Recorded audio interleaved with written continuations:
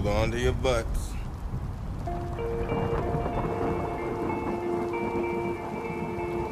Don't move, you're surrounded by armed bastards. What are we going to do? Well, I say let's get out there and twat it. Welcome back to the Cabin Night Podcast. I'm James. I'm Rob. And I'm Jake. And on today's Cabin Night Podcast, we've got the wonderful, vague title so far, working title. Maybe when this goes up, I'll actually write something proper. But the wonderful, vague working title of Favourite Things, a la Julie Andrews. So it's basically, I want to talk about what thing, outside music, because we're all big fans of music, big fans of metal, what is our favourite thing, defining thing, whether it be a fandom, whether it be a film, whether it be a TV series, whether it be a book series, whether it be a hobby. What is our favourite thing and why, and sort of what it means to us. So, before we just start this discussion, grab yourself a drink, make yourself comfortable, and enjoy the discussion. So, what is it? What is your favourite thing? I'll go first, then. I'll go first, seeing as Rob's looking nonplussed at the minute. Rob does not know his own heart. Like you said, outside of music, I love music. I enjoy wrestling and horror films and such. But take all those things away, the thing that I'd like to think people know me for, and certainly one of my favourite things, is my love of history. Whether that be researching specific periods of history or reading historic novels, specifically those of Ken Follett. We seem to have a theme on this podcast of giving a shout out to the people that are definitely not going to be listening, but Ken, if you're listening, big up, my man. Do you even know what a computer is? I mean, he's got a Facebook page, so... Oh, to see. Don't listen to him, Ken, you know. Of all the people, I'd not expect Ken Follett to have a Facebook page. Yeah, so historical novels and my passion for history. Yes. What about yours, Rob? What's yours? Mine is very, very specific, and my favourite thing is Ghostbusters. TV series, animated, extreme, new, real films. New film coming out soon. Even down to the one that people don't like talking about, which was the remake in 2016 with the female cast. I thought was great. So Ghostbusters. Ghostbusters on the whole. And I'm sure no one will be surprised to know. Mine is Doctor Who in all forms. Just about all forms of Doctor Who is mine. I'm kind of obsessed with it slightly. So that is it. So they are favourite things and what we're going to talk about today. So it's maybe an easier one for you, Rob, than it is for Jake. How did you first discover this thing? When was the first time you sort of remember encountering it? Would have probably been. I'd have probably been about 4-year-old. I think 88. Probably the real Ghostbusters. I think that came out around that time. Is that the cartoon? The original animated cartoon. Cause I remember having a jumper, a red jumper with a black hood that had because then they did the Extreme. I remember the Extreme in the 90s. So it was that, and leading up to Ghostbusters 2 coming out. Again, one of my friends I've spoken about quite a lot on this podcast so far, John. We always pretended to be Ghostbusters. We also pretended to be Turtles, but that's by the by, including Teenage Mutant Turtles. Yeah, not just Turtles. No, the generic Turtles they sold in the shop. Do you want some lettuce, John? Including John's dad Dave making his turtle comms. He made them out of wood, and we drew turtles on the back, and he'd stuck them so that we could, when you held them up to light. That's pretty. He made us turtle comms. That's pretty cool. So we always pretend to be Ghostbusters. At 4 years old, John being the ladies' man that he was Pete Venkman, and me being Ginger was obviously Ray Stantz. Yeah, cool. So we pretended we were Ghostbusters for many a time, and traps and proton packs later, and costumes and all sorts. Yeah, so probably in the lead up to Ghostbusters 2, probably the real Ghostbusters. Okay. Very, very easy for me. A very clear callback. Yeah, I always really disliked history at school. Yeah. Simply on account of my teacher being a rather unpleasant individual. I'm not going into detail about him, but he were a bit of an arsehole. He weren't. He was all right. Mr. Howard. Yeah. He weren't. Don't worry. He weren't. Well, he went towards me. I think he had a problem against me. But the irony being, he's the only person who's actually listening. Of all the people we've shouted out, he's probably the only person listening to this. He'd be like, right, where does he live? Jake Ross. So, coming out of school, I never had any sort of discernible passion for history, and it weren't until I went on holiday with my mum and dad and my brothers and my nan and granddad, my uncle Ron, and my nan happened to be reading her holiday read for that fortnight away was Ken Follett's Pillars of the Earth.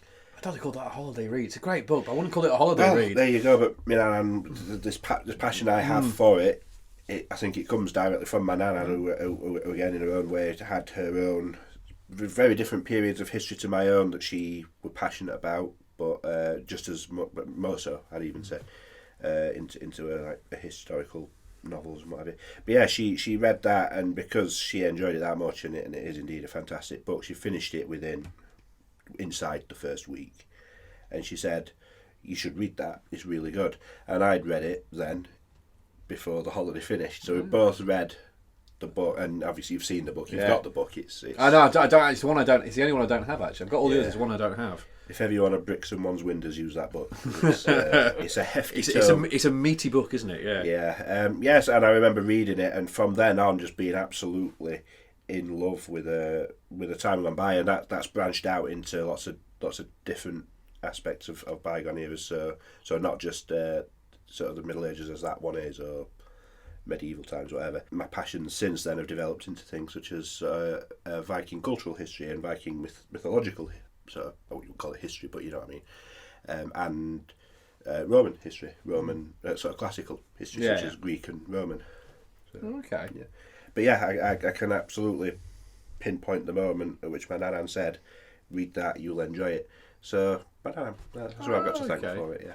See, mine, from what I can remember, I was very young when I first discovered Doctor Who, but I don't think I knew it was Doctor Who. It's something I've kind of later realised as I was doing research for something at university. I sort of realised this. I remember on TV watching something. When we were watching a TV programme, it was a science fiction, watching it on a Saturday evening with my mum and dad, and I remember vividly there being Daleks screaming as a purple monster kind of walked past the screen, and because I remember the people were hiding underneath the giant purple cloaks, pretending to be purple monsters, and I remember the Daleks saw their feet and knew they were in disguise and started shouting "Exterminate" at them.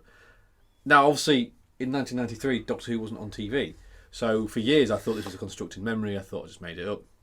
It turns out, as I was doing research for something, in 1993, because it was the 30th anniversary of Doctor Who, they decided to start showing some old serials on TV again. And so I found out later it was a random John Pertwee one from the 70s he just put on Saturday evening in the early 90s. So it must have been that I saw.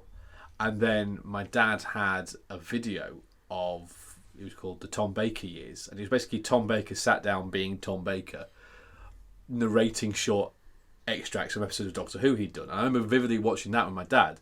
So I watched that before I even knew what Doctor Who was, really. And I remember really enjoying it and really kind of going, okay, yeah, this is interesting. It sounds like a fun thing.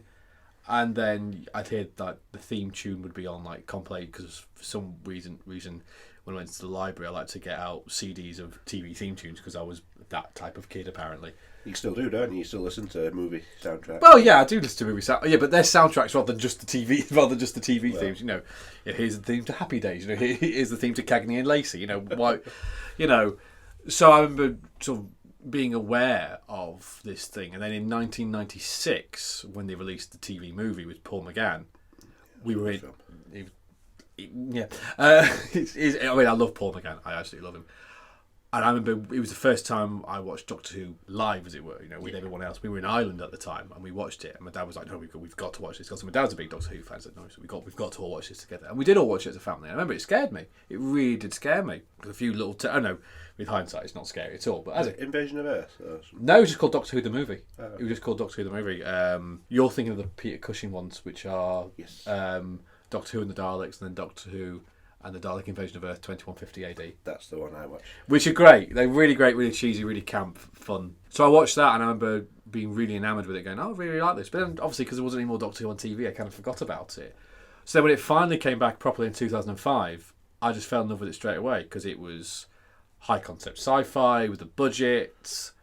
Obviously because I'd watched Star Trek and Star Wars and all these other sci-fis at this point. So I just really enjoyed it, and then I sort of started to explore the history of it and find out how much it was, and I just fell in love with this concept of something that can be anything being anything. I just really, really enjoyed that. So yeah, so that's kind of how we all first discovered our loves in different stages. Let's get a bit deeper, a bit more philosophical. But You like it deeper. I know, she's told me. What? So, what does it mean to you? What does this topic, this subject, this genre, whatever you want to call it, what does this specific thing mean to you? On a very personal level, obviously, there's that. I shared many things, many similar passions with my nan, cooking being the other one. But yeah, on a personal level, I think that's the first thing I would say. That's what it means to me. It's that connection with my nan, who's obviously passed away. So there's that element to it. But what it means to me, and it's going to sound like an incredibly cliched thing to say when it comes to reading, but much like video gaming and watching Doctor Who or Ghostbusters or whatever, it offers an escape, doesn't it? It offers, and I've always found that much more, the whole escapism aspect of reading, I've always found it more potent with reading, because it's in my own mind. I've got to conjure up these images in my own head, so I've always found it a more potent thing. So in terms of escapism, I would read a book over playing a video game or watching a film. I would go to the book first every time. So the escapism of it, plus the fact that I just do have a natural interest in whatever particular era it is that I'm reading about. I just do have, I don't think I'd pick up a book on, say, French revolutionary history because I don't have an interest in that period of history, but such as an epic about one of Ken Follett's stories is about a banking empire in Victorian London, which on paper sounds thoroughly boring. It does a bit, yeah. But and I think that's the beauty of Ken Follett specifically as an author, is how he weaves what are essentially sort of soap storylines into a wider historical era. So in amongst these petty squabbles between brothers vying for supremacy in the banking world, you've got a financial collapse which happened at the time, or you've got wars that were happening at the time and things like that. So it's pulp in a sense that the stories are maybe stories that you can get anywhere, but the political and historical backdrop makes for a more thorough escapism for myself. Okay, that's what it means to me. Right. I think for me, it's childhood. I've never lost. Whenever whatever it is, Ghostbusters related, it's going back to when I was a child, and I just think about attempting to catch ghosts. I remember getting my first proton pack, the old blue one with the foam into the gun. For me, it's happy memories, and then it's excitement for what's to come. So I, at the minute, I'm really, really looking forward to Afterlife. I cannot wait to see that film. I've seen the trailer loads of times. It looks like a really good callback to the original two. Considering the exception of Harold Ramis, I believe that all the Ghostbusters are in it, except for Rick Moranis. Might be wrong yet, but I don't think he is. And anything that I see T-shirt wise, I mean, I've got Ecto 1 Lego. Phoebe got for Christmas, she got Playmobil, Fire Station, all the Ghostbusters. She got Terror Dogs. She bought herself with some Christmas money. She bought a Gozer action toy and a little PKE meter. So it's now passed down. So it's my childhood passed on to her. I remember building during lockdown last year. I remember building Phoebe's got a den making kit, and I built a big cinema, and we watched Ghostbusters in that little cinema in our living room, and it was just so great to watch my favourite film of all time with my daughter. And she now understands it, and she gets it, and she started quoting the bits from films already, and so it's childhood, and it's at that point you've done well. Yeah. But just to call back to a different episode that we recorded, actually Ghostbusters was one of the first films that scared me. I distinctly remember watching Ghostbusters in the extension of Mum and Dad's house that we had built for my granddad, and when he passed away it kind of became my room as such. I'd got like a little playroom, and I always used to watch Ghostbusters in there. And for some reason, I don't know whether it was because you always used to have certain meals when you were a kid, didn't you? Yeah. So turkey steaks and chips was Twizzlers. Twizzlers, turkey steak. We had turkey steaks a lot as a kid, and I remember it always seemed to be when Ghostbusters were having turkey steaks, and as they go down into the library and they see the library ghost, I always used to go and get another turkey steak just as they're about to shout "get her." And I remember sitting down with Phoebe and saying, "Now this bit's a little bit scary. It used to scare Daddy when he was little, but don't worry about it. It's fine." And then speaking to Emma, the bit in Ghostbusters 2 when they're in the train station, that bit used to scare Emma. Yeah. That bit with the other heads on. Yeah. So that was a bit that scared me. Yeah. I remember that bit really scared me. When that first Which came are really, now looking back at some of the horror films I've seen, completely Very non-scary at all. But when I was a kid, I believe, certainly the library one, that scared me because you could see it was clear, it was floating, and then it just explodes. And yeah. And how did Phoebe take it then? She weren't bothered. out. Not bothered at all. Didn't give a shit. Not bothered at all. Did that scare you, Daddy? Not now. It did. Don't show me up, child. I think for me, it's a part of the same nostalgia. It's something I watched with my dad. I mean, I know I wasn't that young when we watched it together religiously, like when Chris Ferguson came back with it. But it is that kind of happier, simpler time. Yeah. I didn't have anything else to worry about. It was just Doctor Who, and it was great. But I think it's also, it means so much to me is because it can be anything. I love, one week it can be a horror story. The next week it can be a farce. It can do anything. This concept of anything, anywhere, anytime really lends itself to something. It can be some ingenious storytelling, and I really enjoy that aspect of, well, yeah, we're going to try and tell this story in a world you don't know, but it's still going to relevate, still going to resonate with you. And I really enjoy it. Like one of the most popular ones that people know is Genesis of the Daleks, which is the old 70s one, which, if you actually break it down, is about genocide. It's a horrible parable for the Second World War. It's horrible. It's not a pleasant story at all. And obviously, when that was made, the Cold War was a thing and things like that. So it's these stories that seem really outlandish, but can still hit really close to home, and can just be fun. Can just be really well, not so much that one, but they can be really ingenious, really clever bits of storytelling. And I think that's why I enjoy it so much. Is it can be anything. You don't like this one? Oh well, next week there'll be another one along for you.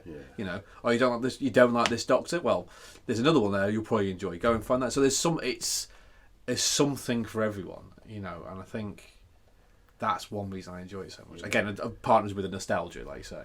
I think it's sort of, it can be applied to many different things, so music or wrestlers that we've spoken about previously. The reinvention of yourself. I think TV shows in particular need to, even if it's just a change of scenery. I remember, I don't know if you've ever seen it, Secret Army. The changes between series 2 and series 3 was that the cafe, because obviously that's what that was based on, a parody of rather. Yeah, sorry. All they did between those two series was change the location from a little French cafe to a French restaurant, and just that little thing really made a difference in the whole dynamic of the whole show. And that's the beauty, like you said, the beauty of Doctor Who is the ability to just basically make a new. This is not working. Let's make a new show. Yeah. It can reinvent itself. Yeah. But yeah, they keep. I mean, I'm not the biggest Doctor Who fan anyway, and I don't know a lot about Doctor Who, but they keep a lot of the same premises, don't they, through the different Doctors? Oh yeah. There's got to be. It's a different version of that thing, but it's it's this Doctor's version of it, but it's the same. Yeah, I mean, that kind of started in the sort of the 60s and 70s before home media. So basically, if you didn't see it when it was originally on, you never saw it. Yeah. So they started to. I mean, not just Doctor Who, to be fair. That was any TV series. They would recycle elements for a newer generation. Kind of go, okay, well, we'll retell that story, but this way, and put an emphasis on this time. Yeah. So that's kind of how it started. But yeah, I think again, I said, you don't like that version. There's another version of it you might like. The next question, which to be fair is kind of similar to the one I just asked, but why do you think that history or Ghostbusters? Why do you think this is your thing? Why do you think you've latched onto it so much?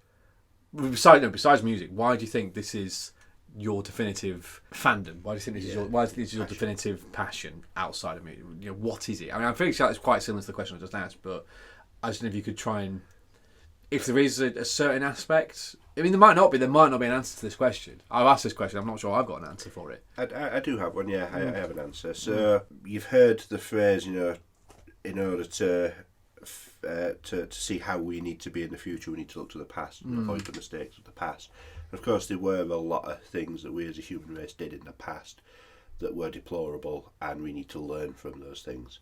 But there's also a lot of fantastic things that the human race did, and if you just look on a very basic level, the building of the pyramids, okay, a lot of people died for those to be built, or the aliens did it, depending on which you believe. And I think it's those stories, certainly with the authors that I like to read their work, they put fictional characters into real historical situations, and their story of that person building a cathedral, to use Pillars of the Earth as an example, or that person starting what would go on to become a banking empire, it makes it a very real thing. I think it's just I like to hear stories. I like to hear people's personal stories. I also like to hear how people overcame struggles, overcame issues, either personal or on the wide, such as the war, on like a wider foundation. So it's those stories, and although certainly a lot of the stuff I read is classed as historical fiction, those stories are still real in some form or another. That happened. And okay, even if he's made up a character and he's talking about the hardships of life on the front line during the Battle of the Somme, okay, that particular person might not have existed, and his story might be changed in places for the purpose of the story, but you know that there's someone on that front line that's experienced those things, and that to me is just incredibly endearing. I like people's stories. Okay. Yeah. I've been thinking all the time you've been talking. Yes, very deep philosophical questions today, aren't we? It's meant to be light-hearted, this thing. We've spoke about horror and ghost stories and things like that, and I think it's, to some people, Ghostbusters is absolutely ridiculous, the idea that you can capture a ghost, because a ghost isn't anything that you can physically get hold of. But the idea, from listening to interviews with Dan Aykroyd, who wrote it with Harold Ramis, Dan Aykroyd's dad and granddad and all his relatives gone by were all paranormal investigators. So it is kind of born out of some element of truth. So like in the horror films I do now, like that's where it started for me. Okay. It's not particularly, it's classed as a comedy, and it was the biggest comedy of 1984, but the idea of ghosts, I think, is a horror in its own. It's scary in that respect of, are they real, are they not real, do we believe, do we not? So for me, I think it stemmed what I became in relation to horror films. I can only attribute it to Ghostbusters, because had I not seen that, had I not found out about the ghosts in that, then I don't know that I'd have found other stuff. Yeah. I'd liked it as much as I did. That's not really answered the question as such. It's more educated what I've become. I get that. But yeah, not as deep and meaningful as Jake's answer. But well, I didn't know that it was based on. Yeah. I didn't know they were paranormal investigators. Yeah, So it's the same answer as mine, isn't it? It's real stories. Yeah, pretty much. So are some of the things that happen in Ghostbusters based on stuff they encountered or stuff they heard? His dad was a medium. He used to go around and go to seances and all sorts, and he had spiritualism and he believed in all that sort of stuff. So yeah, Dan Aykroyd is a big believer in all that, be it the cryptids and Bigfoot and all that, aliens. All that aspect of the paranormal and the outer world and what could be out there, he believes. I never knew that. Which is why when they was going to do Ghostbusters 3 originally, it was going to be New York or Manhattan as they are now in the film, but it was called Manhattan, and it was in an alternate parallel dimension. Oh, I think I'm reading about this, yeah. So they were technically the ghosts in it. Okay. Because it was hell, and so the ghosts were living there because it was there. And they were invading. It was almost like they'd gone into the containment unit as such. Right. And it's interesting. But yeah, that does sound quite interesting actually. There's been quite a few. There's a couple of videos on YouTube which talk about the the failed sequels and how the game that came out with all 4 of them doing their own parts on it, that was also supposed to be a basis of Ghostbusters 3 because they realised they can't cope with just the 4 of them. They need to get new blood in, so they bring in some new blood, which is kind of where they've gone with this one. The new one, Afterlife, is that new blood find all the gear stuff, and wonder what's happening, and then they need somebody to help them, so they kind of all come together. Okay. As far as I've read so far, that's what I believe is the story to it. But yeah, his dad certainly was a big believer in it all, and so therefore Dan Aykroyd is. Harold Ramis, who helped him write it, is more of a talking bullshit, man. Just shut up.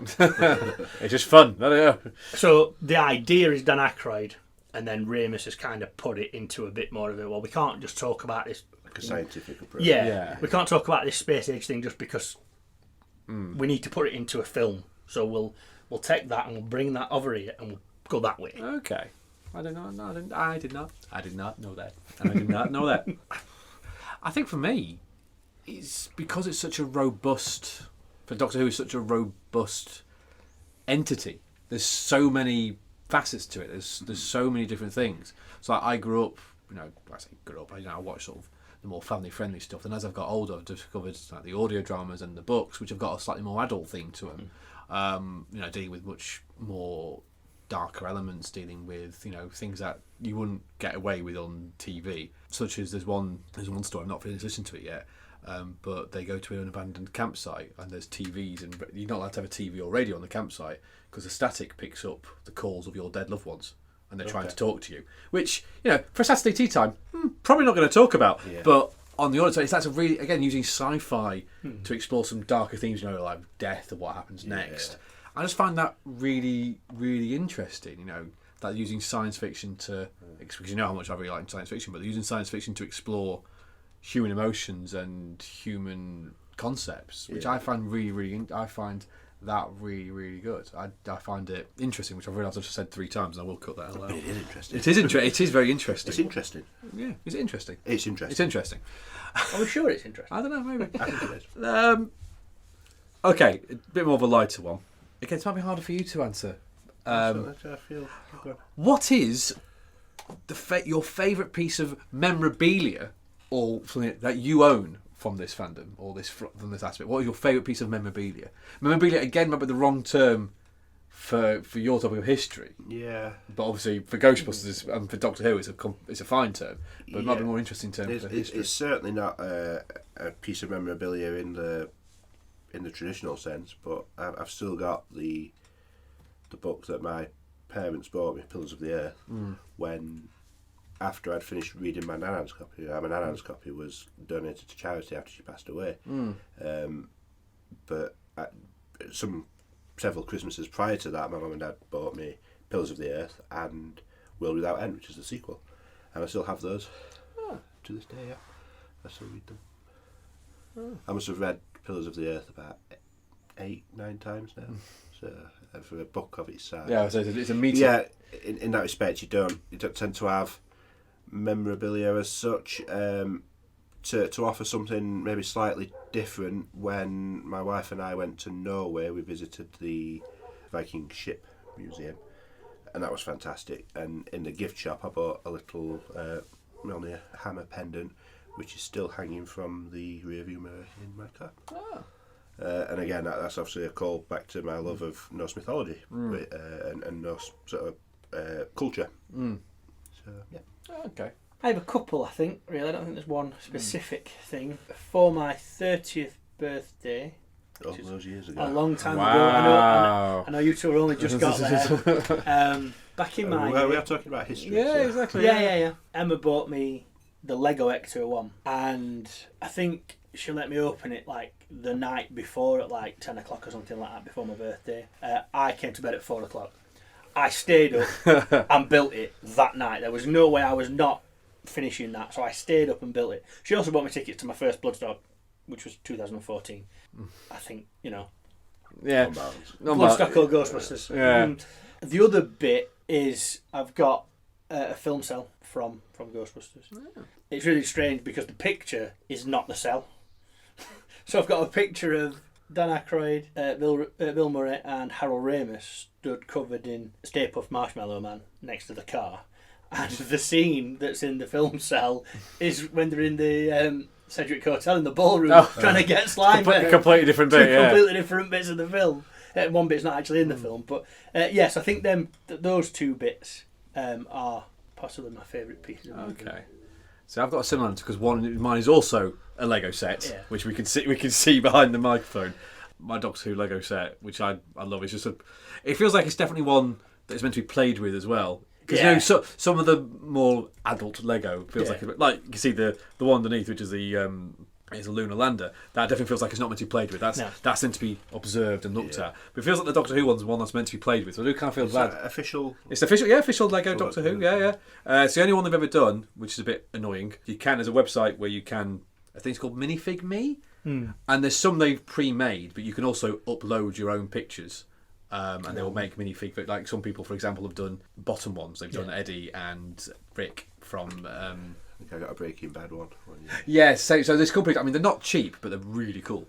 So I really like that. But also, there's a poster at the top of the stairs as you go in. We got it from the Doctor Who Experience that used to be in Cardiff, and it's of Peter Capaldi's first 2 series of Doctor Who, and it's every episode, but they've done like old time movie posters. And it's done as a collage, and it's a really, really nice little... and I really, really like it. It's another little thing, and so every poster's got a different style, different feel to it, depending on if it's a comedy that week, or it's a hard sci-fi, or if it's a horror. Even though some of those episodes weren't great, it's a great bit of memorabilia that says, what is what it is. I've also, again, got an actual police box light that is in the cabin. It's the most useless light in the world, and since that is inside and doesn't actually light up anything. It is a really cool piece. I think I've got it for my 30th from the mother-in-law. So I think they're mine. I mean, I'm sure we all could. We could sit here listing some of our favourite pieces that we have. Like I own sonic screwdrivers because, of course, I own sonic screwdrivers. I remember a couple of years ago they finally released on vinyl the original full score of Ghostbusters. Really? Which I got out. Do you have a record player? Oh, you do. I didn't know the record player. They were meant to be releasing Ghostbusters 2 on a vinyl as well. I've got 5 versions of the film, so I've got my original VHSs for both films. I've got much like James has got a cabinet where he's got his Doctor Who stuff. I've got one for Ghostbusters. I've got Blu-ray, the original Blu-ray of Ghostbusters, and then they released Ghostbusters Blu-ray 1 and 2. So I've got that.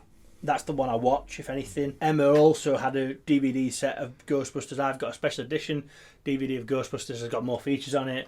Yeah, I've got so much so that if anybody sees anything Ghostbusters, generally like John I mentioned before, 1 year for my birthday, he got me kids slime because it was Ghostbusters packaging. Yeah, it was like a Ghostbusters container.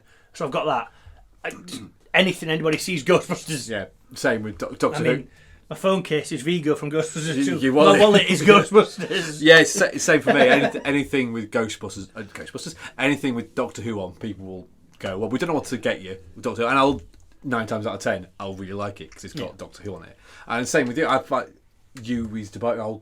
If I'm struggling for something to buy you, I will always go, well, what's what looks like a decent modern, new historical novel. Yeah. And I always go, well, that looks like Jake's type of thing. So, it's what we're going to say. We're going to talk about the. I don't have the memorabilia isn't there for my thing. It's books, isn't it? Well, it's books, but also if you had like, this is a genuine runestone, something like that.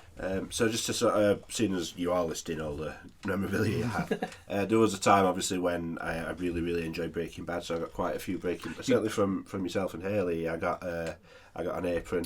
Oh god, those shot glasses were fucking lethal though. They were lethal. And the other thing you got me was the chopping board. Did we get you that? No, I forgot that. It says time to cook on it. Yeah. No, but those shot glasses, they were done like little vials, weren't they? So it was like doing a. When you do a yard of ale, and you get the bubble. So you had so you got that bubble of the shot that's shooting into your mouth. They were lethal. Those little shot glasses, and weren't they? It contained a lot more than your average shot. Yeah, they were quite bulbous, weren't they? So let's flip that over. Is there any part of the fandom, for lack of a better term, is there any part of this aspect that you don't like? Is there anything that you just go, not for me, or I really don't like that? Is there anything like that apart from it? Yes. I wouldn't say it's necessarily a part of the fandom, but as we've mentioned already, Ken Follett has Facebook, and on there, and this is not necessarily specific to my fandom. It's not. It's absolutely not. It's just people. I don't like people. Yeah. And that's what it comes That's down fair. That's more than fair. to. And there's people, like there are on Star Wars forums, Doctor Who forums, no doubt, on any forum, fandom you care to mention, there's people who think they know it better. There's people saying, oh, I really enjoyed that part of your book, Ken, but I would have done it like this. Yeah. And I can only imagine if he does sit and read his comments, he just sits there thinking, I don't give a shit what you think. That's why you're not a famous writer.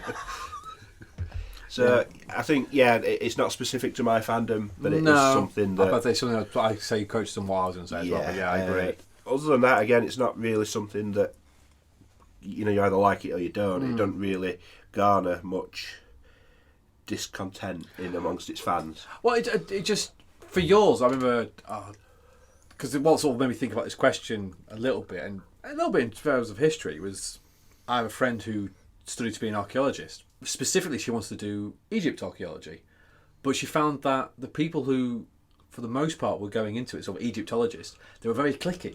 They were very kind of, oh no, it's Egypt, so it's higher. You've got to be all the little things. You've got to do all sort. You've got to read the right books. You've got to do all this and do all that. So it was that kind of. She was like, it's the click. It's history. It's still history. Yeah. So it was that clickiness. She read it like that. Some history is better than others. So I don't know if it was more that there was a mindset around. You study this part of history. You like this part of history, but that's not proper history. History buffs do tend to be sort of more insufferable than your average buff. I don't know. I'm a Doctor Who fan. I don't know. Well, yeah, but history I was just buffs... about to say that, Jake, actually. Yeah, you are. Thank you, Rob. They do tend to be a bit more sort of, nose up your ass sort of thing, and you do get them on the forums saying, Ken's books are a real good read, but they play fast and free with the actual historical accuracies. Didn't you know? Yeah. But other than that, it doesn't really attract that sort of discontent, as it were. It's you either are into that sort of thing, or you're not, or you have a passing interest. It's not one of those where you can have two militant sides arguing over it, really. For me, there just isn't enough Ghostbusters. There needs to be more. A film every year. Yeah. I mean, Ghostbusters 3, which what is Afterlife technically that is now Ghostbusters 3. There's been 4 or 5 attempts to make this film. Not Afterlife as such, but different scripts and different versions of that. I don't know that they'd have been any good. I'd have thought they were brilliant anyway because it's Ghostbusters. Whether they could have done any more, or whether they kind of feel like, once you've saved Manhattan twice, you kind of... Yeah, where'd you go? Where'd you go with that? The other simple thing is I don't like the price of the new Ecto one that you can buy that's Lego because it's too much. Is it one of those sort of special edition extra big? Yeah, so the Millennium Falcon they did a few years ago. The normal Lego, the one I've got is probably about 8-inch long. This one's like 12. I think I've seen it. Yeah, it's the Ecto one. Well, it's Ecto one, and you can put stickers on it to make it rusted like the Afterlife Ecto one. Right. They're calling it Ecto one, the original Ecto one, a bigger version of it, but. You can buy, you get the stickers in it that you can make it the rusted version from Afterlife. It's like they've just re-released, or they're going to re-release a new version of the Batman Tumbler as well. That I've come on top of a cabinet. Which, to be fair, again, it's one of these. It's bigger and it's got more pieces. But I prefer the look of the smaller one. Yeah. I think, and the minifigs that come with it, I think are better. The Joker, especially, I think it's better in the original one than it is in the new one. I think, but that's just probably me being snobbish. But for me, for Doctor Who, it's the kind of it's some of the fans' mentality of, you're not a true Doctor Who fan if you don't watch this. You're not a true Doctor Who fan if you don't like this Doctor. Only true fans really appreciate Sylvester McCoy. All that type of thing, which is a bit kind of. I like Sylvester McCoy, but I would say, but if you don't like him, you're not a true fan. And I hate that snobbish. Like, if you only like Jodie Whittaker, that's great. You like Jodie Whittaker. If you only like Christopher Eccleston, that's great. You still only like. You can like. It's what I like about the whole series in general is that. You can like a very specific era, but still be a fan of it. It's that robust. You can do so much with it because you can change the storytelling. I like the way they told the stories in that era, for example. And then when the next Doctor comes on, they completely change the format. So it's like, I really like this. It's that robust. So by saying, you're only a true fan if you like this or that. You're only a true fan if you read this book that you can only find in one shop in Tibet. That's the only way you're a true fan. And I hate that. You're only a true fan if you like it.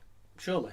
Yeah, but, but I suppose it's something. As simple as. It's something that goes into all fandoms. Like it's what we're going to talk about with metal in one day. It's gatekeeping. Yeah. And I was just going to say that. Yeah. And it really, really fucks me off. And you see it at cons all the time. You see people again for every fandom. I'm sure. Maybe not so much history. You don't see people dressed as monks. Well, I mean, you do. You do, to be fair. Actually, we just call those monks. But people will go dressed up as different doctors, and you can see if they're dressed up as a certain doctor, you can see other people looking, or certain characters, they're looking down on them and going, "Oh, you're not a true fan because you dressed up as that person." Yeah. It's like, well, no, it doesn't fucking matter. So it's that gatekeeping I really don't like. But again, that's not necessarily unique to Doctor Who. It's one thing that I don't think, as far as I can see with all the stuff I've looked at with Ghostbusters doesn't have that. It's one of the very few franchises that doesn't have that gatekeeping element. Oh, I thought you said if you were cosplaying with it, you said there was a little bit of that. If you want to join a proper Ghostbusters cosplay group, then your costume has to be screen accurate. Because you can buy a beige boiler suit that's got a pointed collar. They didn't wear pointed collars. They wore, I think it's a Japanese flight suit, and it's got a rounded collar. Right. So if you want to go and do cons with these group of people as a proper Ghostbuster for a South Yorkshire Ghostbusters chapter or whatever, then you have to be in screen accurate stuff. Okay. But generally, there's a film called Ghost Heads, and it just talks about all the people that like Ghostbusters and how there really isn't that elitism. If you like Ghostbusters, you like it. I don't care if it's this, if it's that, if it's comics, if it's whatever it is. You like Ghostbusters, and therefore you are cool with me, kind of thing. So I do think that Ghostbusters it probably does somewhere. There'll be somebody somewhere that thinks, well, if it's not Ghostbusters 1, then it's shit. But I think something that makes a true fan is that a true fan will go, yeah, I like this bit. It was a bit shit here, though, wasn't it? It wasn't. It's not all good. If you're just going to gloss over it, going, "Oh, everything's great," whatever you say, I like all of it. It's like, no, you can't like everything. Yeah. So I think that's one. If you can accept those faults, if you genuinely enjoy all of it and aren't disappointed, then fair enough. Yeah. But I think everyone who is a true fan of whatever it is that they're a fan of will be able to say that one. They'll be able to say, be critical. Yeah. I don't like the 2016 remake as much as the originals. Yeah.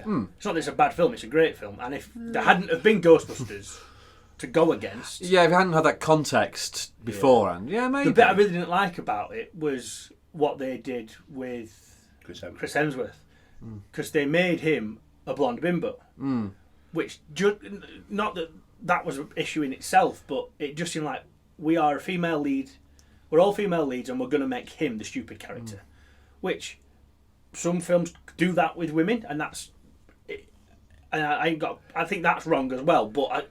It was almost like, we're Bruce women and we're going to make him stupid now because we can. We're the lead, didn't we? And it didn't need to be that way. More like a social or political point that they were making rather than it were relevant to the story. Yeah, it didn't. I mean, all right, it worked in the scene where he was designing the logos because he drew the Ghostbusters with the boobs hanging down, the Ghostbusters logo with the boobs hanging down, stuff like that. So that it did work in that one scene, but I didn't like that bit of it, but.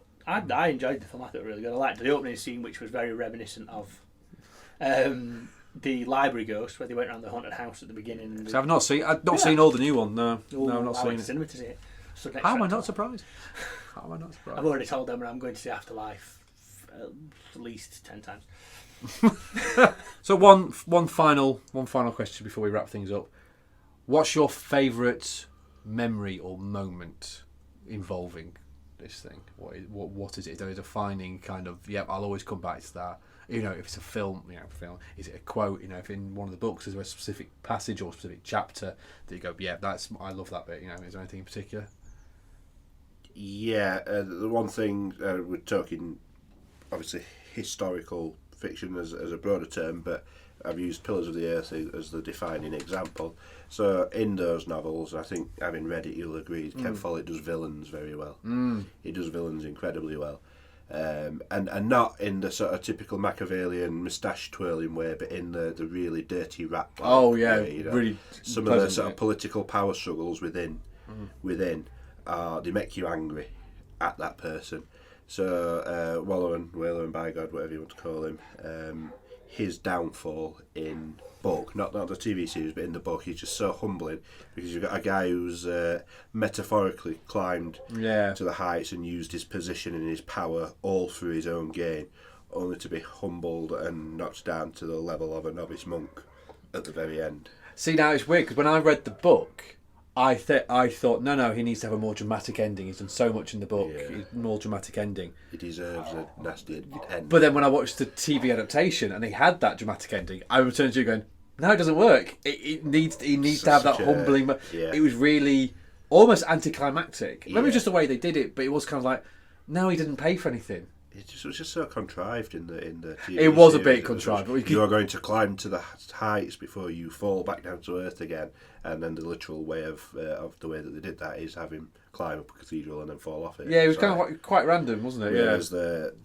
way it's described in the book is this man who's just so arrogant and so powerful at the height of his powers, only to be knocked down to a supplicant little man who goes about, does his prayers and does exactly what he's told, and he's got absolutely no influence over anybody whatsoever. A crippled old man who has nothing left of his former glory, and that to me is it's living to experience the bad things he's done, the repercussions from the bad things he's done. So. And played perfectly by Ian McShane. I thought I when I first read the description of the character, I was like, "That's Ian McShane. That is Ian McShane." Roberto. I mean, I quote different bits all the time for different reasons. There's one quote that always sticks out for me, and that's from the first one, and that's when he asks Alice if she's menstruating right now, and the library owner goes, "What's that got to do with it?" And he goes, "Back off, man. I'm a scientist." And that line to me is great because in his head there is a scientific reason for asking that, but it's never explained. Yeah. We never get to find out what that reason is. Does that have a thing that do you see more ghosts when it kind of leaves it open? But yeah, I think for me the quotability of Ghostbusters, if quotability is even a word, it's I accept it. Yeah, it definitely is. We'll allow it. There are so many different quotes that I use. Different bits, and then the other memory is, like I say, is watching it with Phoebe for the first time. She wants to watch it all the time. She's now got a costume herself, and just seeing that passed on without actually wanting to pass it on. I didn't want to make her watch it. Yeah, it's just I've talked about Ghostbusters that much. Anything she sees now in shops, Daddy, that's Ghostbusters. That's pretty cool. It's passed on because she knows I like it, so it's. It's almost like handing your daughter away to get married. The line is living. The Ghostbusters, the Ghostbusters line will carry on with her and hopefully him when he grows up. I mean, I would say gets bigger, but he's a big lad. He's a big lad.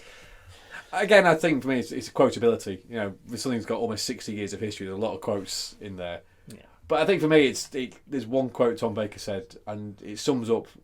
Not just Doctor Who, but how I like to think I live my life, which is, what's the point of being grown up if you can't be childish sometimes? And I think that just sums up, I think it's a wonderfully, not obscure, but wonderfully obtuse quote that sums up, I think, how everyone should live, and I think it's brilliant. My other memory, which is a more physical one, was when I actually met Paul McGann and Sylvester McCoy. I remember just being in the queue, and I was the picture that's up there, the picture's up there, but Sylvester McCoy and Paul McGann in the TARDIS set, and I had a replica Tom Baker scarf, and I was just so excited. And I just remember the look of Hayley looking at me, and like I remember saying this before, she looked at me not in a kind of love, well, it was a loving way, but more in a kind of a like, do you know when you look at your kid? He's just in his element right now. Doing his thing. He's doing. It was like. The best way I can describe it is when you look at a kid and they've just learned to say please and thank you without being prompted. It was that kind of look of love and adoration because you've done that. And it was like that memory of being in that moment and knowing I was really happy. I'm meeting two of my idols who, to be fair, didn't give a toss who I was because I was just in the queue. But for me, it meant something. It meant something to me, and it's still real to me. It's still real to me, damn it. And also getting complimented on my height by Colin Baker, which is a very bizarre thing. Queuing up to meet Colin Baker, just looking around, "Ooh, you're tall." And to be fair, I didn't think I was, but apparently I am quite tall next to Colin Baker, who is a lovely man, lovely man. So I think we've kind of touched on our favourite things. But I'm sure we will go into detail on all of them in future episodes in different ways. Because I'm sure I can work into every conversation. I'm sure you can. So you've been great. We've been Cabin Night. A good night.